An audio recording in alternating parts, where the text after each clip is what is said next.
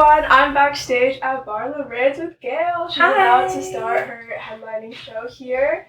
You have had such a crazy year. You've been touring all over the place with Pink and Taylor Swift, and now you're headlining your own tour. How's that all been? The craziness of it all, traveling. I actually randomly ended up somehow wearing the pink shirt that I got on tour that I stole from backstage. Yeah. So probably shouldn't put that too much on record, but here we are. It's been so much fun. These past 2 years have been so much chaos, but it's just been the best time ever. I feel so lucky to do everything I get to do. Yeah, your career's fully exploded these past few days. We were just talking about it, but your song ABC has over 1 billion streams, billion with a B. 1 billion. Yeah, sounds that's crazy. It sounds like I feel like if 11-year-old me were one day I'm gonna put out a song, it's gonna get 1 billion streams. It seems like something I made up as a little kid. It's awesome. And we were just talking about how you wrote it when you were 16, and now you're 19. It's been 3 years, and you also wrote it in the pandemic, so times have changed so much. Do you still feel connected to that song? Do you feel like you've grown past it? Or how do you feel when you think back to that song? I look at music in general kind of as capturing moments of time. And that's what I think is so fun. I'm a very sentimental person, so when I get to hold on to a moment and it gets to exist somewhere sonically forever, that's something I always find very interesting and exciting. And with that song, I really see it as I wrote that song when I was 16. Yeah. I definitely don't want that guy to fuck off anymore. We're so fine, so good, and that song is so much more than just being about him, it's changed my life in so many ways. And I would definitely say I've tried. My big goal with music is to always evolve and to always be moving forward. So I would say I definitely have attempted to try and move forward sonically and evolve sonically from ABC, but that song will always hold such a dear place in my heart. Yeah. And I wrote that song in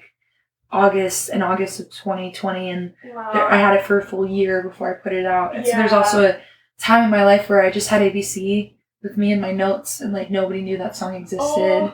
And that was also a really innocent time because I was just really excited about life and music, but I was also really scared because I didn't know if I was ever going to be tour, be able to do music. And, oh my God, look at you now. It's insane. It's insane. And even being 15 when the pandemic started, I was just when is the world's going to open up again? I kind of thought the world was ending. I was just oh God, the world's ending. Who knows about the freaking music industry? What's going to be happening? Exactly. So I think about my best friend and I, we had such a fun time writing that song. We were just cracking up, laughing with a friend of ours, Dave, and he's such a genius. He's so smart. And Sarah, my best friend, they're just both geniuses, and it was such a fun song to write. So I just think about capturing that moment of time and that time of my life, being in quarantine and all of that. My best friend and I lived together during quarantine. Oh, that's We just wrote a bunch of songs together. Yeah. And it was a really, really innocent time, and we just had no clue what that song was capable of doing. We just had no clue. Oh, that's so awesome. I feel we were talking about this before the interview, but we're the same age. I feel when you're 15 to 19, that's when you really grow exponentially as a teenager. But then, doing that in the pandemic, it's sort of a trippy thing where you're growing up, but you can't really do the things you're supposed to do. And I'm sure you've experienced it tenfold, working on all these songs, not being able to actually put them out and see the result of your work until now it's all exploded. Yeah, it's interesting. I think with the pandemic, we all as humans were affected by it, but I think it's hard to see in every way we're all affected by it because it all happened to us kind of around the same time. Yeah. Exactly. So I'm curious to see even in 10, 15 years how we're all going to be affected by this isolation, and it was a really terrifying experience. I was personally really scared. I even remember the feeling of going to the grocery store. Oh, yeah. The way I would hug my mom before she would leave to go to the grocery store, and I wouldn't see her for a day or two. She would just be in her room. We were just so scared of everything. And I was also homeschooled, and that was kind of hard for me sometimes because my friends were going this pre-pandemic too. My friends were just going to high school and having all these life experiences or having all these friends, and I just felt alone, and I was just making music, and who even knows if this music's ever gonna work out. And people used to And my brother and all of his friends used to make fun of me for doing music like all the time. No. And I was like, no, I just want to do music. And it's like, it's weird. Like, cause I remember turning 18 and 19 really hit me that I wasn't 16 anymore. Yeah. You know, cause I'm young. I'm not going to sit here and be like, I'm old, but like, I'm still not the youngest I can be. And that's like the first time I'm feeling it. Like, you know, like, I don't know about you, but I feel like time is passing quicker. And like, I'm looking back being like, oh my God, You Know Nothing New by Taylor Swift. Yes. Bridges. When I turned 20, I was like, that was on repeat. Like, I feel like that's what you're describing right now. Yes. Feeling like... Oh my gosh. Also, I saw Taylor and Phoebe perform that. Me too. I was at Medley. Oh my God, really? Or Medley? Night 3, though. I don't think I was there for you. No. Gracie's like the queen. It's either Gracie or... Did you see Gracie or Owen? It was Owen and Phoebe. But... Owen? They both... Everybody on that tour killed it. It was so fun. Yeah. I was so... Oh my God. I like cried. When Phoebe played I Know the End. Yeah. Oh, I fully bawled during her set. Like, Motion Sickness and Moonsong. It is not okay. Yeah. That shit is fucked up. That is fucked up to do to a person. And then my favorite thing in this set is she goes into Marjorie, into Champagne Problems. Into Ready For It. It's like the emotional whiplash. It's like going from Evermore to like Reputation. I know, because I'm listening to Champagne Problems and I'm like crying. Yeah. And then like all of a sudden, and I go, Reputation's like one of my favorite albums, so I go insane. Both sides, like even like Evermore, like I go fucking crazy for it. Then Reputation comes on and it's like a different type of going crazy. Exactly. You know? No, I fully know what you mean.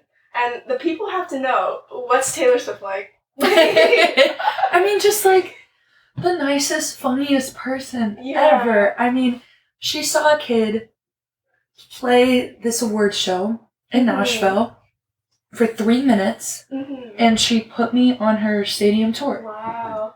Ridiculous. And she asked me within 5 minutes of me meeting her if I tour, and basically like asked if I opened up for people and asked me what I was doing next year. She didn't know me at all. She could have just been like, hey kid, good job. And she also was complimentary of what I've done in my past and was like giving me something to do with my future. And also like her fan base has been so like welcoming and like just had such open arms, and it's been like a really beautiful like year and like an incredible experience for me. And even like we were at award shows together and she like would like sit next to me and I was like, what are you doing? Like what? Like, and like she just like took the time to like care to get to know me and did like everything so nice for me on tour. Like if I ever needed anything, like that's so sweet. I always had it. Like it was just, and I'd never really played stadiums, especially in the U.S. before. That's huge. Wow. And then thank you. And then once the ticket sales and everything came and she added more shows, she put us on more shows, which like she also didn't have to do, you know? We had 5 shows and that was incredible. And then we had 15. And that was like, whoa. Insane. And she put us on with such like sick direct support. Like she put us on the 2 Paramore dates. Yeah. And I was like, it would be the And with Boy Genius too. Like Boy Genius. Oh, and I was in Nashville. Oh my God. And they played Cool About It. I couldn't. I genuinely, like, Gracie, even, like, I remember when her EP Minor came out. I've been listening to her since I was, like, 15, 16. I played bass because of Biba Doobie. She plays bass like Biba Doobie. That's why I play bass. It's literally why I play bass. I heard that song at 15 and I was like, I have to play bass now. Like, Biba Doobie wrote this song about a girl playing bass. Like, I have to play bass now. For every girl that plays bass, that's their song. That's literally, like, and so, like, when I opened up for them and opened up for Taylor and I got to tour with them and be backstage, like, it was ridiculous. It was the most ridiculous thing ever. And Haim and, like, even just Girl in Red, like, I didn't do any shows with her, but she's so talented. Every artist, like, the first of 3 is the direct support. Like, it was amazing. That's incredible. It was amazing. Like, touring with all these amazing female musicians and Pink, of course. Was there any piece of advice or, like, any lessons you learned from them?